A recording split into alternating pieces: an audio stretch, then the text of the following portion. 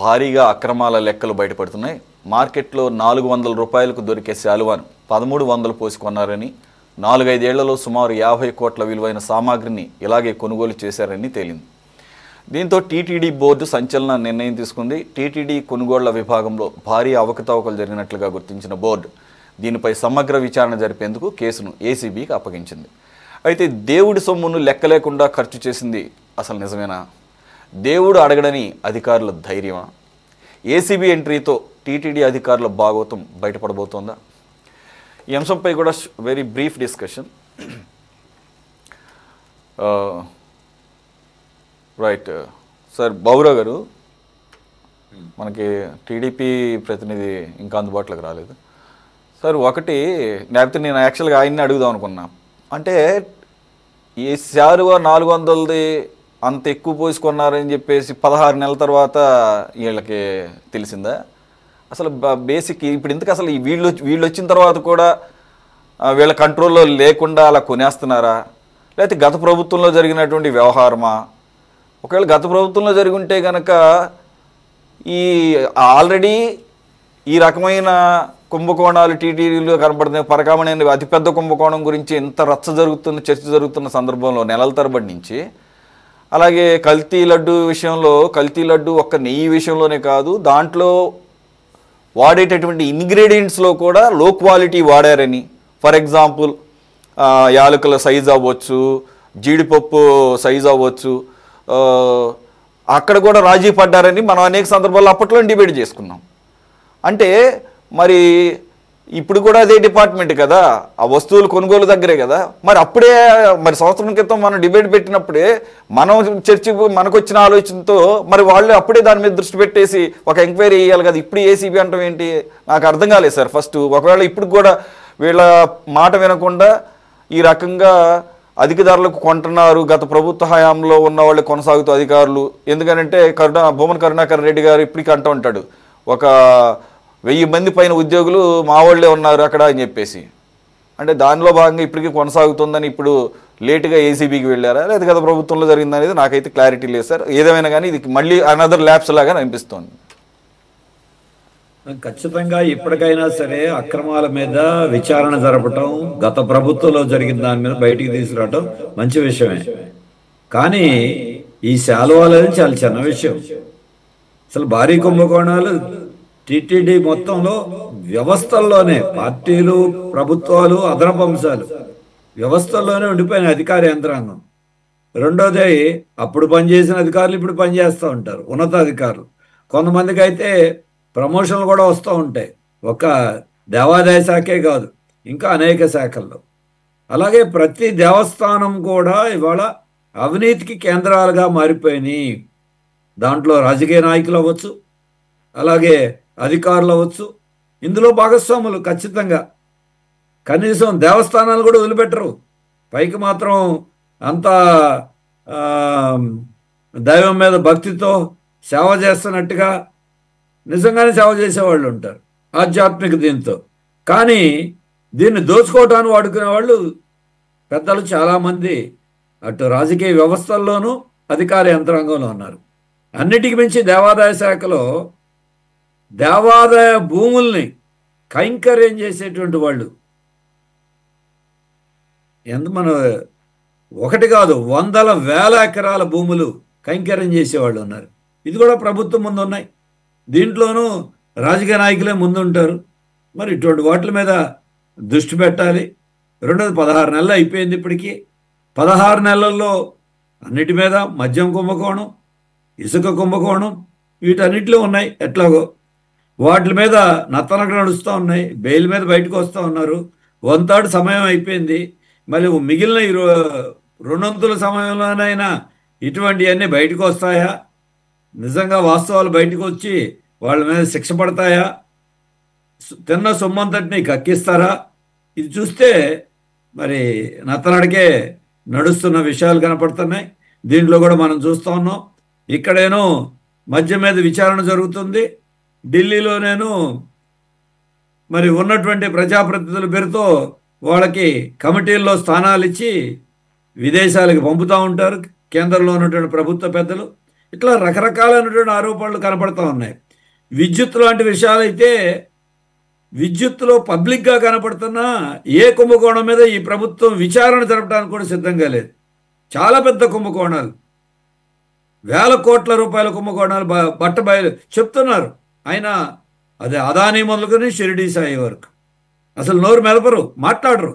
మరి ఆ ప్రభుత్వానికి ఈ ప్రభుత్వానికి అవినీతి విషయంలో మరి మనం చూస్తే మధ్యలో కూడా వాళ్ళు తప్పు చేశారు, ఇప్పుడున్న వాళ్ళు తప్పులు చేస్తున్నారు. అందుకని ఇటువంటివి ఉన్నాయి. సరే, కారణం ఏదైనా ఆలస్యం, అది కూడా చిన్న విషయం మీదే. మొత్తం టీటీడీలో ఉన్నటువంటి అక్రమాలన్నిటి మీద ఒక సిట్టింగ్ జడ్జి చేత విచారణ జరిపించి వాస్తవాలు ఏ ప్రభుత్వం అయినా జరగనివ్వండి, గత ప్రభుత్వం వైసీపీలో దాన్ని చిత్తశుద్ధిని రుజువు చేసుకోవాలి. మధ్య టీటీడీ మీదే కాదు, రాష్ట్ర ప్రభుత్వం మీదే ఉంది. అయితే సందర్భం ఇది వచ్చింది కాబట్టి చెప్తున్నా, విద్యుత్లో జరిగిన అవినీతి వల్లనే ఛార్జీలు పెరిగినాయి. దాన్ని ఇప్పటికైనా ఆపండి.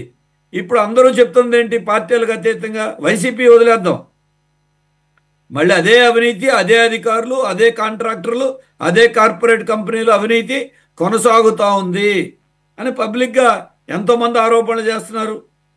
తెలుగుదేశానికి అభిమానులుగా ఉన్నవాళ్ళు కూడా ఆరోపణలు చేస్తున్నారు. తెలుగుదేశాన్ని వ్యతిరేకించకుండా సమర్థించే వాళ్ళు కూడా ఆరోపణలు చేస్తూ ఉన్నారు కూటమికి. కాబట్టి ఆ విషయాల మీద నిజంగా మరి ప్రభుత్వంలో చూడాలి. అలాగే గత ప్రభుత్వంలో జరిగిన ఈ అవినీతిని తొందరగా తేలిస్తే ప్రజల్లో నమ్మకం ఉంటుంది. లేకపోతే విచారణ వేశారు, కాలయాపన జరిగిపోతుంది అనేటువంటి ఒక నమ్మకం తగ్గిపోతుంది. అందువల్ల ఇప్పటికైనా దృష్టి పెట్టడం మంచిది. కల్తీ నెయ్యి, ఆ కల్తీ లడ్డు వ్యవహారం అప్పుడు పవన్ కళ్యాణ్ గారు చాలా ప్రొయాక్టివ్గా ఒక దీక్ష చేపట్టారు. అన్అపాలజెటిక్ సనాతని అని చెప్పేసి వెళ్ళారు. మరి ఆ తర్వాత అనేకమైన టీటీడీలో బయటపడతానే ఉన్నాయి. పరకామణి అతిపెద్ద వ్యవహారం, వందల వేల కోట్లు ఉంటుందని చెప్పేసి చిన్నపిల్లడు నేను చెబుతాడు. ఎందుకంటే ఆడెవడో ఒక్కడ వల్ల అయ్యేది కాదు అది. ఆడే 20 సంవత్సరాల నుంచి 100 కోట్లు దోచేస్తే 40 కోట్లు ఎంతో వెనక్రాసి ఇచ్చాడంట. అంటే మొత్తం ఎవడో రికవర్ చేయలేడు కదా. మొత్తం రికవర్ చేయాల్సిన అది మొత్తం టీటీడీ అకౌంట్లో వేసినట్టు వేసే లెక్క అయితే అలాగ చట్టవిరుద్ధంగా లోక్ అదాలత్లో రాజీ చేసుకోరు కదా. కాబట్టి పెద్దలకి భారీ ఎత్తున అక్కడ వెళ్ళిపోయినాయి. సార్ బాబురావు గారు, ఇష్యూలో అది పట్టుకోవటం ఏంటి, కేసు వేయటం ఏంటి, దాన్ని అదాలత్లో పరిష్కారం ఏంటి, జడ్జి ఆదేశాలు ఇవ్వటం ఏంటి, అంటే ఎన్ని వ్యవస్థలు ఏ రకంగా ఇందులో పబ్లిక్గా అంటే దొంగతనాల్లో కూడా రాజీలు ఉంటాయా, పిటిషన్లు ఉంటాయా, అక్రమాల్లో కూడా. మరి ఇది టిటిడి అయినా వ్యవస్థలన్నీ ఎలా ఉన్నాయో దీనికి అర్థం పడుతూ ఉంది. ఎస్, పరకామణి అనేది అది పెద్ద కుంభకోణం లాగా అర్థమవుతుంది. మరి అప్పుడు కూడా సనాతని పవన్ కళ్యాణ్ గారు ఏమి పెద్దగా అంటే నేనేమన్నా అప్పుడు తీసుకున్న ప్రొయాక్టివ్ రోలు ఇప్పుడు కూడా తీసుకుంటే మేము చాలా ఆనందించేవాళ్ళం, ఎంకరేజ్ చేసేవాళ్ళం. అలాగే ఇప్పుడు మళ్ళీ ఇంకొక వ్యవహారం ఏకంగా ఏసీబీకే ఇవ్వాలని చెప్పేసి నిర్ణయం తీసుకున్నారు. మరి అంటే ఓవరాల్గా అక్కడ టీటీడీ మొత్తం కూడా సారీ టు సే భ్రష్టు పట్టిపోయి ఉంది. అసలు నన్ను అడిగితే పర్సనల్గా అసలు టీటీడీ అనేది బోర్డు అనేది అవసరమా అనేది ఒకసారి అంటే నిజంగా కనుక ట్రాన్స్పరెంట్గా కనుక చిత్తశుద్ధితో ఆలోచిస్తే దానికి ఆల్టర్నేటివ్ మెకానిజం ఏమన్నా ఆలోచించాల్సిన సమయం వచ్చింది. లేదంటే ఏ పార్టీ వస్తే ఆ పార్టీ దేశవ్యాప్తంగా ఉన్న పక్క రాష్ట్రాల నుంచి కూడా తీసుకొచ్చేసి ఆ బోర్డుల్లో ఒక రాజకీయపరమైనటువంటి ఉద్యోగాలు అన్నమాట పునరావాస కేంద్రంగా తయారైందనేది అందరికీ అర్థమవుతుంది. రెండు, అక్కడ పాపం వెంకటేశ్వర స్వామి పాపం ఆయన పైనుండి చూస్తూ ఎంత మదన పడిపోతున్నాడు. ఆయన ముందు జరుగుతున్న ఈ అక్రమాలన్నీ చూసి ఆయన అడ్డం పెట్టుకొని ఆయన అంటే భయం లేదు, భక్తి లేదు, ఏమీ లేదు కాబట్టి ఇలా చెలరేగిపోతున్నారు. సరే, ఎప్పుడో చచ్చిన తర్వాత లేదా వేరే ఆయన ఎందుకు ఊరుకుంటాడు ఎప్పటికైనా ఇవన్నీ కూడా అవి ఆ భయం లేకపోబట్టే కదా అక్కడుండి కూడా ఆ రకంగా చేస్తున్నారు. కాబట్టి ఆ రకంగా ఒక ప్రక్షాళన కూడినటువంటి పవన్ కళ్యాణ్ ఆ రకంగా ఏమన్నా ముందుకు వస్తే మేము ఎంకరేజ్ చేస్తాం. మరి ఎందుకనైనా ఇలాంటి విషయాల్లో ఇక ముందుకి రావటం లేదో మాట్లాడటం లేదో అర్థం కావటం. సార్ కిషోర్ గారు. నమస్తే అండి. యాక్చువల్గా ఆ రోజు మీరు క్లియర్ గా చూస్తున్నారు, లడ్డు విషయంలో బయటపడినప్పుడు లడ్డు ఒక్కటే కాదు, తిరుమలలో చాలా అవినీతి జరుగుతుంది. వీటిలన్నిటి కూడా ప్రక్షాళన చేయాలి అని అంటే మన దేశంలో ఉన్న దరిద్రం ఏంటంటే సూడో సెక్యులరిజం ఎక్కువ. ఇప్పుడు ఎవరైతే మనకు సలహాలు ఇస్తున్నారో వీళ్ళందరూ కూడా తిరుమలని ఎందుకు అంత హంగామా చేస్తున్నారు, హిందుత్వాన్ని ఎందుకు అంత లేపుతున్నారు అంటే, ఇది డివోషనల్. తిరుమల తిరుపతి దేవస్థానం అనేది పవిత్రమైన స్థలం. మీకు తెలుసు, సోషల్ మీడియా వేదిక గాని వార్తల్లో గాని ఒక హిందూ సంప్రదాయాలకి హిందూకు పవిత్రమైన ఆలయాలు తిరుమల తిరుపతి దేవస్థానంలో అన్యాయం జరుగుతుంది. నెయ్యి కాదు, లడ్డు కాదు, కిషోర్ గారు విషయంలో అవినీతి జరుగుతుంది అడిగినప్పుడు కిషోర్ గారు సూడో సెక్యులరిజం అంటే ఇప్పుడు మరి నేను అడిగిన క్వశ్చన్ కూడా దాని కింద వస్తుంది. మరి నన్ను కూడా సూడో సెక్యులర్ అనొచ్చు. I don't mind, I feel proud about, I feel proud. నేనేమంటున్నానంటే మనం ఎప్పుడూ కూడా ఒకే రకంగా స్పందించి స్పందిస్తే దాన్ని నిజమైన సెక్యులరిజం అంటారు. అంతే తప్ప సెలెక్టివ్ గా అప్పుడప్పుడు మాట్లాడితేనే దాన్ని సూడో సెక్యులరిజం అంటారు. చూస్తా ఉన్నాండి, వాళ్ళని చెప్పాను, మీకు కాదు. ఎవరైతే నా క్వశ్చన్ కూడా వాళ్ళ గురించి చెప్తున్నాను. పర్లేదు సార్, నేనేమంటున్నానంటే అలా మాట్లాడే వాళ్ళనే సూడో సెక్యులర్స్ అంటున్నారు, ఇలా క్వశ్చన్ చేసే వాళ్ళనే. నేను అదే రీతిలో క్వశ్చన్ చేశాను. అసలు పాలక మండలి ఉండటం అసలు అవసరమా అని చెప్పేసి క్వశ్చన్ చేస్తున్నా. So you can call me pseudo secular, I don't mind. నేనేమంటున్నానంటే సెలెక్టివ్ గా అప్పుడప్పుడు మాట్లాడతానే మతానికి పోస్తున్నారనే ఉద్దేశంతో నేను మాట్లాడటం జరిగిందండి. తిరుమల తిరుపతి దేవస్థానంలో అవినీతి జరుగుతుంది, నెయ్యి కొనుగోలులో అవినీతి జరుగుతుంది. ఇదొక్కటే కాదు, ఇది చాలా చిన్న విషయం అని చెప్పి ఆ రోజు చెప్పారండి. ఆ రోజు ఆయన్ని విమర్శించిన ప్రతి ఒక్కరికి చెప్తున్నాను, వాళ్ళనన్నాను, హిందూ ధర్మం కాదు ఏ ధర్మం అయినా కూడా అవినీతి జరగకుండా చేయాల్సిన బాధ్యత ప్రభుత్వానికి ఉంది. గడిచిన 5 సంవత్సరాల్లో వైసీపీ ప్రభుత్వం విచ్చలవిడితనాన్ని విచ్చలవిడిగా పెంచుకుంటా పోయింది. మీరు ఇందాకే అన్నారు, ఆయన ఎవరో వైసీపీ నాయకుడు ఇంకా నా మనుషుల్లో 1000 మంది దాకా తిరుమల తిరుపతి దేవస్థానంలో ఉన్నారు అని చెప్పి సమగ్ర విచారణ తీసుకోవాలి. జరుగుతున్న అవినీతిని అరికట్టాలి. హిందుత్వం అయినా కానీ ఇంకో కులమైనా ఇంకో మతం అయినా కూడా అవినీతిని అరికట్టాలని చెప్పి పవన్ కళ్యాణ్ గారు బయటకు వస్తే కాకుల్లాగా పొడుచుకు తిన్నారు. మీకేం సంబంధం అని ఆయన ఎంతమంది అడిగారో మీకు తెలుసు. నిజంగా ఇన్ని దశాబ్దాల తర్వాత తిరుమల తిరుపతి దేవస్థానంలో అవినీతి జరుగుతుందని మొట్టమొదటిగా దేశం మొత్తం వినిపించేటట్టు చెప్పగలిగిన నాయకుడు పవన్ కళ్యాణ్ గారు. దీన్ని అందరూ ఒప్పుకోవాల్సిందే. ఆ రోజు ఆయన ఎవరు విమర్శించారో ఈ రోజు కూడా వాళ్ళందరూ దీన్ని చూసి తెలుసుకోవాల్సింది ఉంది. ఈ లడ్డు విషయం కాదు, అనేక రకమైన విషయాల్లో తిరుమల తిరుపతి దేవస్థానాల్లో అవినీతి జరుగుతుంది, వీటిని కాపాడండి అంటే అని చెప్పి ఆయన రోడ్ల మీద అన్ని పనులు మానుకొని తిరిగిన పరిస్థితి అయితే ఉంది. ప్రతి దానికి విమర్శించారు. ఈ రోజు తుఫాను సహాయ కేంద్రాలకి ఆయన రాకపోవడాన్ని కప్పిపుచ్చుకోవడానికి మమ్మల్ని ఎట్ట చూపిస్తున్నారో అదే విధంగా నానా గందరగోళం చేశారు. ఇప్పటికీ ఆ విధంగానే జరుగుతుంది. ఒక్కసారి ఎవరైనా తిరుమల తిరుపతి దేవస్థానానికి వచ్చిపోతే పెద్దగా పట్టించుకోరేమో కానీ పవన్ కళ్యాణ్ గారు వస్తే మాత్రం లైమ్ లైట్ లో ఆయన ఏం మాట్లాడుతున్నారు, ఏం చేస్తున్నారు చూస్తున్నారు. నిజంగా పవన్ కళ్యాణ్ గారు అప్పుడేం మాట్లాడారో ఇప్పుడు అదే స్టాండ్ ఉంది. ఇప్పుడు ఏదైతే అవినీతి అయితే ఉందో దీన్ని విచారణ ఖచ్చితంగా చేపట్టాలి.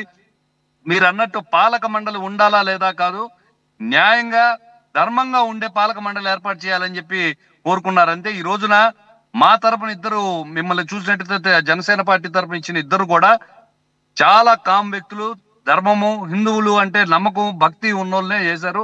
వీళ్ళైతే కనీసం మీరు అన్నట్టు ఇందాక ఆయన చూడరులే కళ్ళు మూసుకున్నారు అనుకోకుండా మా పాపం మా బిడ్డలకు తగులుతుంది అనే వాళ్ళని ఏరుకొని వేయడం జరిగింది.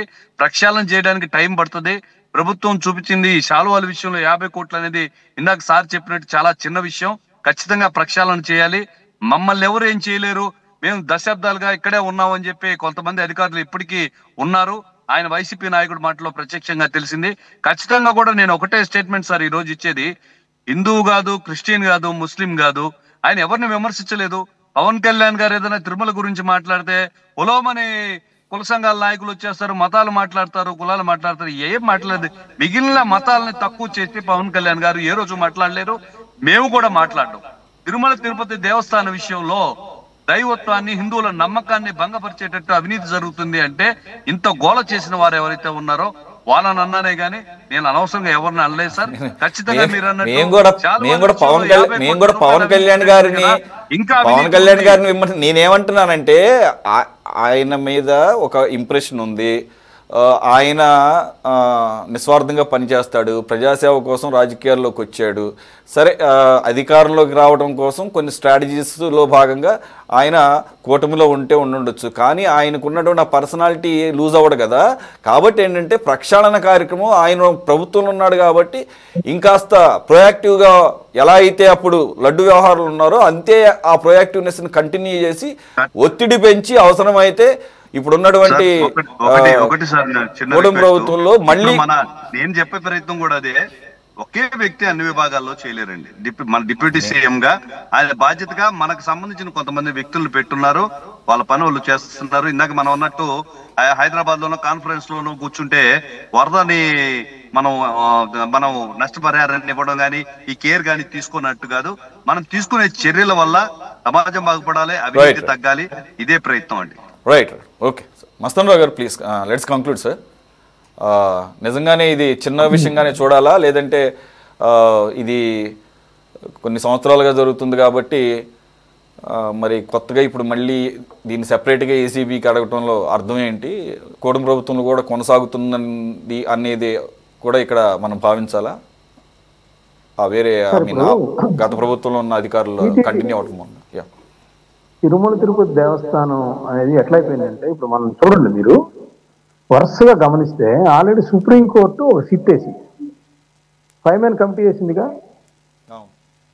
అంటే అత్యున్నత న్యాయస్థానం దాని మీద కాన్సన్ట్రేట్ చేసింది. రెండోది, ఇప్పుడేమో ఏసీబీ అవినీతికి సంబంధించి వెంకటేశ్వర స్వామి దగ్గర జరుగుతున్న అవినీతికి సంబంధించి అది.